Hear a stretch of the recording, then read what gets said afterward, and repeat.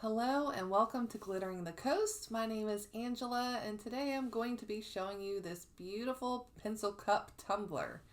And this was a class favorite this year for the teachers, and it's a little bit of a lengthy process. So let's jump right into it. So I've got a stainless steel 20-ounce tumbler. I'm going to be taping off a lot of stuff. This is a process. So what I'm doing is I'm taking some tape and I'm taping off the bottom section right now. And I want to have, keep in mind the position that your hands and your tape are in when you're doing this. So I've got a thick strip at the bottom. It doesn't really matter how thick your tape is for this specific part. I'm just wanting to make sure that I've got enough black showing that shows at the bottom part for the pencil. Now I'm taking some Scotch tape and I'm going to be leaving some space at the top so that I can put the eraser part. Now with this, you can make the pink part be a lot skinnier. You can make it be a lot thicker. Same with the black. It's totally up to you. Customize it the way that you want it. And I'm going in with a design that I made on my silhouette, and this is going to be for like the sharpened part of the pencil where the pencil lead is. And I've measured around my cup, and then my silhouette cutting machine cut at the appropriate spaces for this. Now before I added this red decal on, I did spray paint the black area. I removed the tape and then I spray painted the pink area.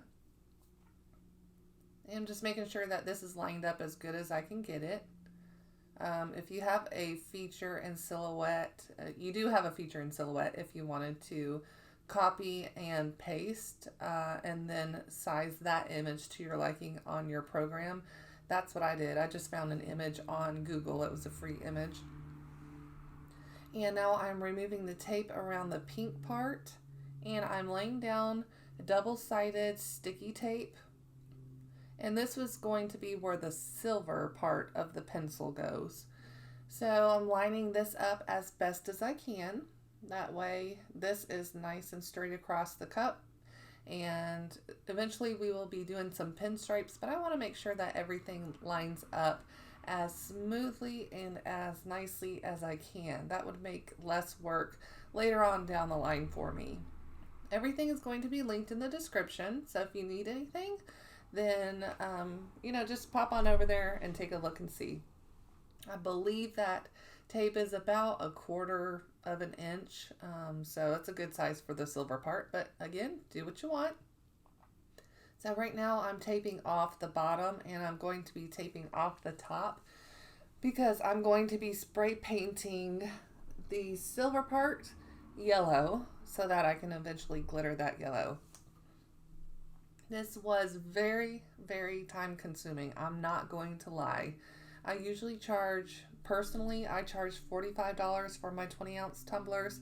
And for a pencil design, I am going to probably be charging $55 to $60. It may sound like a lot, but it really was a lot of work that I put into it. Excuse me.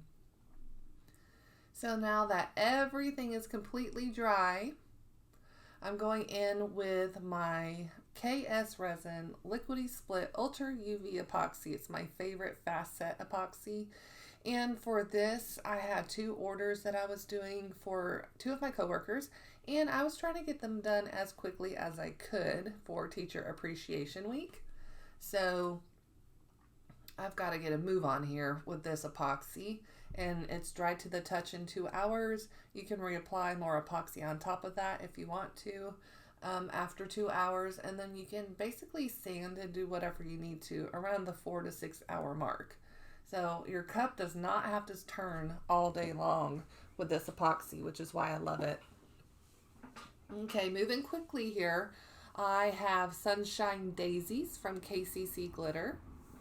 It's a gorgeous yellow color. It's very, very, very sparkly, and it's just an all-around great yellow color. I do use this for my pencil pens, so if you're looking for a pencil pen tutorial, I will link that in the description. I also have a code to save 15% on KCC's website, so take a look at that. And now I'm removing the bottom part, taking a paintbrush and just lightly going over the black portion to make sure that I'm getting off the yellow glitter. If you mix yellow glitter, most of the yellow glitters with black, it will turn into like a green color.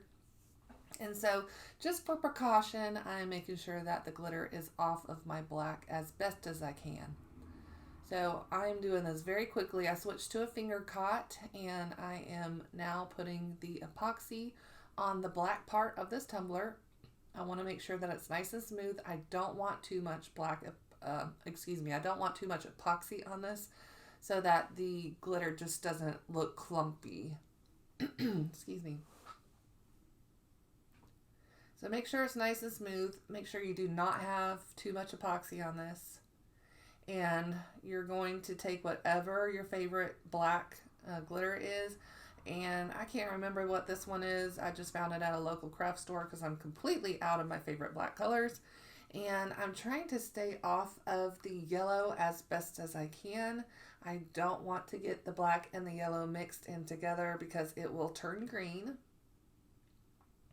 So just gently go around the edge and make sure that everything is evenly coated. Then I'm going to dump out a ton of glitter onto my paper, and I'm going to basically just smush the bottom of the tumbler into the glitter so that the bottom of the tumbler is completely covered with my black glitter.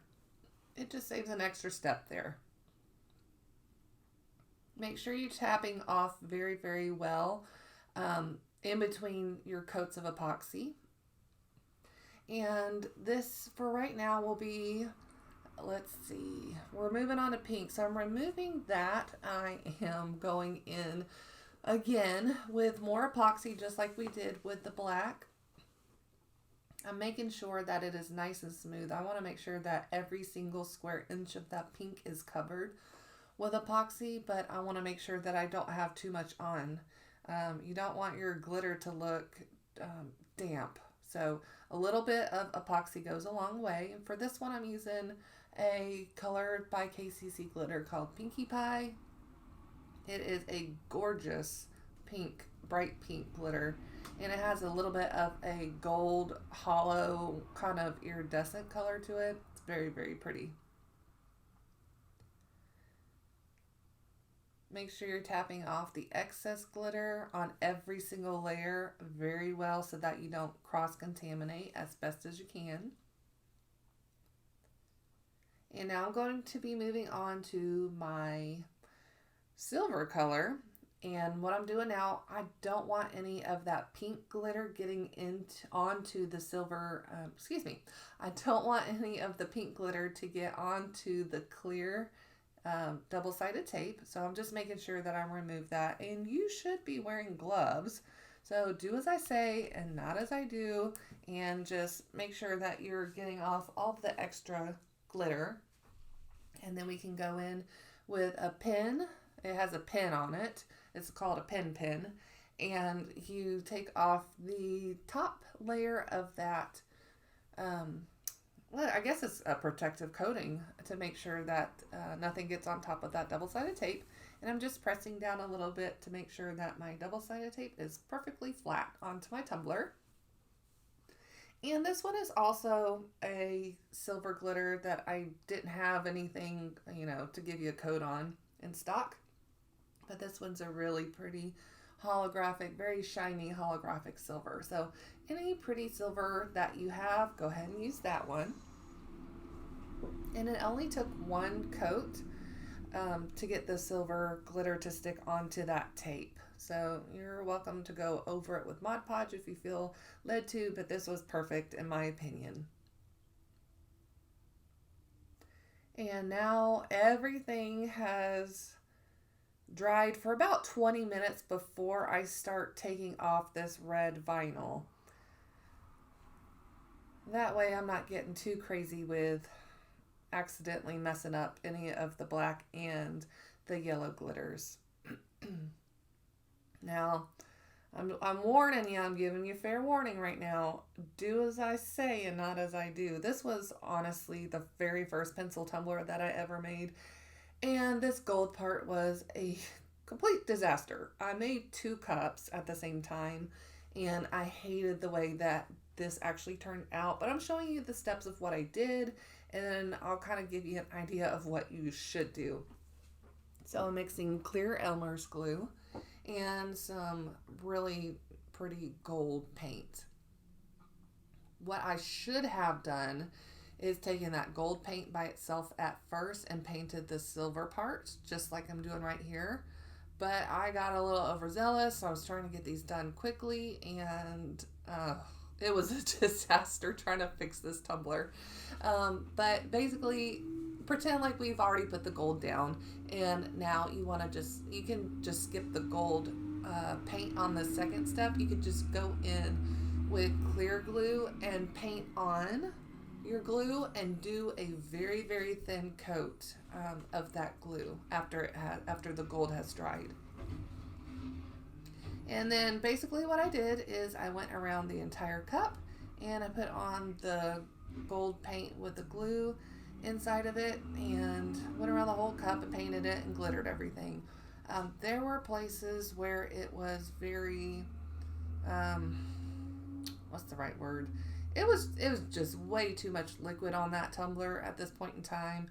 And so just like I said, do as I say, not as I do. Put your gold down and then go back in with some of your clear glue. Okay, this has been completely spray painted. I took this outside and I spray painted it with Rust-Oleum 2 times clear before I started to add my epoxy so that my glitter did not move onto the different colors. So for the first coat of epoxy on top of my fresh glitter, I mix up at least 10 to 15 ounces more than what the actual tumbler size is. So this is a 20-ounce tumbler, and I have mixed up 30 ounces of epoxy. And, excuse me, this is also ultra, liquidy split ultra UV. And you actually have to kind of put the epoxy on as a thin layer. Like I've glopped this on pretty thick, but I'm going back in and removing some of the epoxy because I do not want bubbles that I can see, like the micro bubbles. I don't want those. So I'm just kind of now going back in and smoothing everything out so that I don't have weird little micro bubbles that you can see as the epoxy cures. Excuse me. And now I'm going in and just popping any bubbles that may be there with my torch. You never want to use a heat gun when you're popping bubbles because you don't want your epoxy to spread and move and drip off of your cup. So this has cured for at least 2 to 4 hours, and now I'm going back on with extra epoxy for a second coat of epoxy. And because I know how I work with my epoxy, I've got about 15 ounces of epoxy on this 20-ounce tumbler. Did I say ounces? Milliliters. If I'm talking about epoxy and I say ounces, I totally mean milliliters. Okay, so this is pretty smooth. I'm very happy with it right now, but we've got to go in and get it really, really nice and smooth. So you're going to take a fine grit sandpaper. I believe I've got 180 or 220. And the only part that was really rough for me was the very, very bottom where the black is and the very top, right where the rim of the cup is. So you go in with your sandpaper, you just make sure that you have enough layers of epoxy on before you start doing this step. So I'm sanding everything, making sure that it is nice and smooth. We're going to add 2 more layers of epoxy on, so as smooth as you can get it without ruining and getting too deep into your glitter. Make sure you sand the entire cup. And I really, like I said, didn't have very many issues until it came to the top at the rim and was at the bottom with the black. I think that black glitter is just kind of rough in general. So go over the top, just like I'm doing here, and making sure that it's nice and smooth.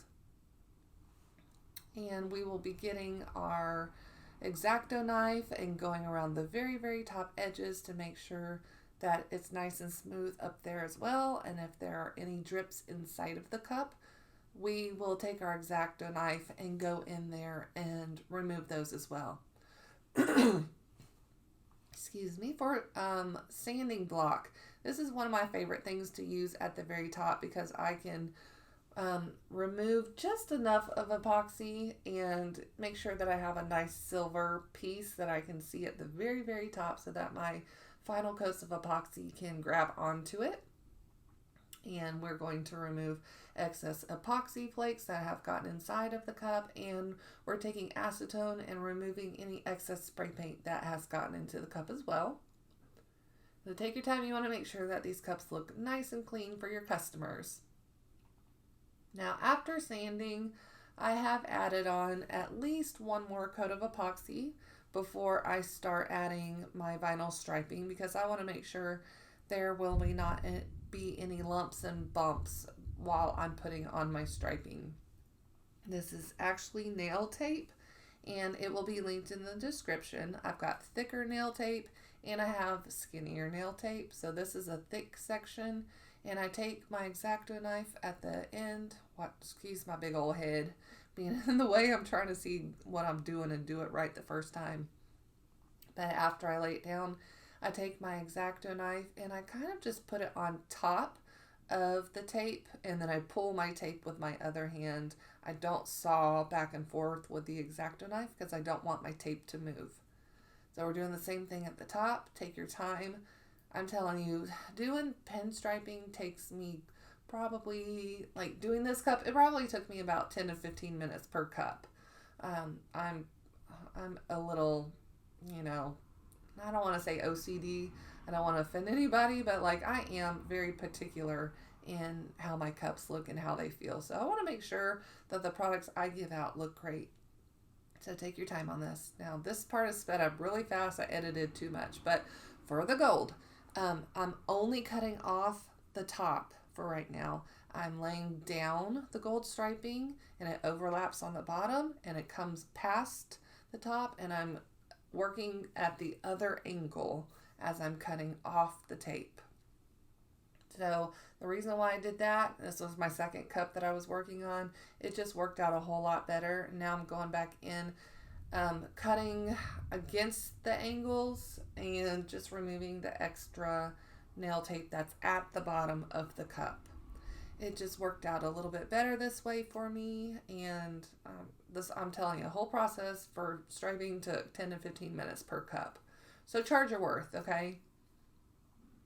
Now, like I said, these 2 cups were custom orders, and just trying to get the measurements of the names right and the other decal right.